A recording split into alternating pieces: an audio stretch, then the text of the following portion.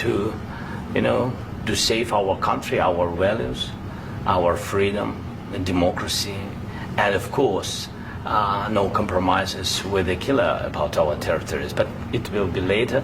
And of course, what I wanted, we spoke about it by phone with you about the drones production. We have very good drones production. I think the best one in the world for today because of the war.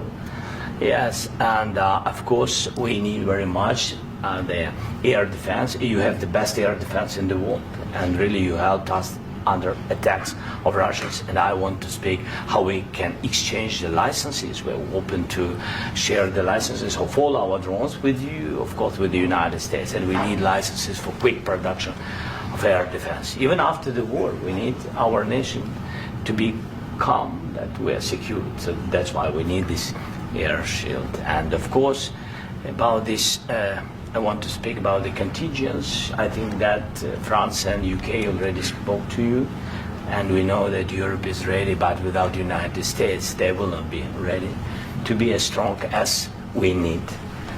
And the last point, last not least, about exchange, about our people and children. And you know that this crazy Russian, that they stolen 20,000 of children, Ukrainian children. They changed their names, they changed their families, relatives, and now they're in Russia. We want to bring them back, and really, it's a big dream, task, and goal for me, and our warriors. By the way, Mr. President, we released more than 4,000 warriors from Russian prison, but there are thousands more in the prison. I wanted to share with you some images. Mr. President, with respect, I think it's disrespectful for you to come into the Oval Office and try to litigate this in front of the American media. Right now, you guys are going around and forcing conscripts to the front lines because you have manpower problems. You should be thanking the President for trying to bring an end to this conflict. Have you ever been to Ukraine? Did you say what problems we have? I have been to. Count once. I've actually watched and seen the stories, and I know what happens is you bring them on a propaganda tour, Mr. President.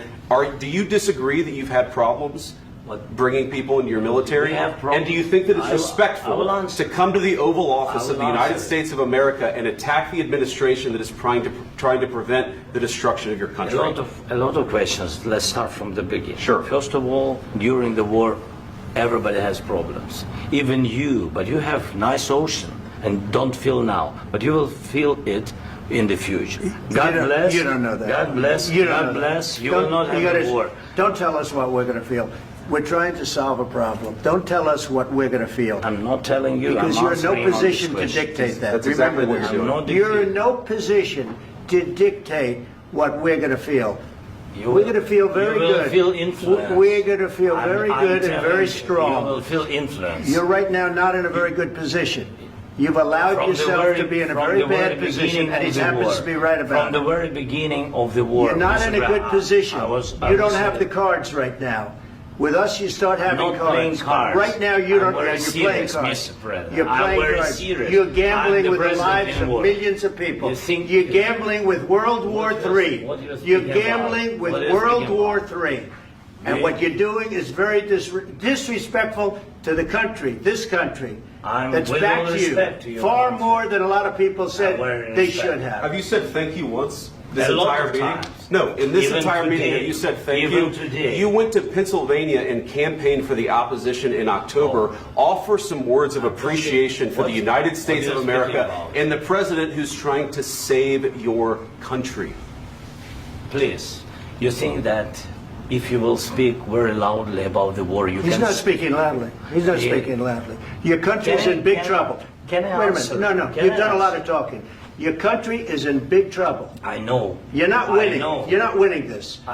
You have a damn good chance of coming out okay because of us. Mr. President, we are staying in our country, staying strong from the very beginning of the war. We've been alone, and we are thankful. I said thanks you haven't in been this alone. cabinet. You haven't been alone. In this cabinet. We gave you, through this stupid president, $350 billion. You voted we gave for you your military president. equipment, and your men are brave, but they had to use our military. What about if you didn't have our military equipment, you invited if me you to didn't speak. have our military equipment, this war would have been over In 2 weeks. In 3 days. I heard it from Putin. In 3 days. This is something maybe new. less. In 2 weeks. Of course, yes. It's going to be a very hard thing to do business like this. Again, I tell you. just say thank you. I said a lot of times to American people. Accept that there are disagreements, and let's go litigate those disagreements rather than trying to fight it out in the American media when you're wrong. We know that you're wrong. But you see, I think it's good for the American people to see what's going on. I understand, sir. I think it's very important. That's why I kept this going so long. You have to be thankful. You don't have the cards. You're buried there. Your people are dying. You're running low on soldiers. Listen, you're running low on soldiers. It would be a damn good thing. And then you tell us, I don't want a ceasefire. I don't want a ceasefire. I want to go and I want this. Look, if you could get a ceasefire right now, I tell you, you take it so the bullets stop flying and your men stop getting killed. Of course, we want to stop the war. But you're saying you don't want a ceasefire. But I said to you, I want a ceasefire. With guarantees. Because you'll get a ceasefire faster than an agreement. Ask our people about ceasefire, what they think. That wasn't with me. For you what, that wasn't with me. That was with a guy named Biden, who was not a smart person. That was with Obama. It was your president. Excuse me. That was with Obama, who gave you sheets, and I gave you javelins. Yes. I gave you the javelins to take out all those tanks. Obama gave you sheets. In fact, the statement is, Obama gave sheets and Trump gave javelins. You got to be more thankful.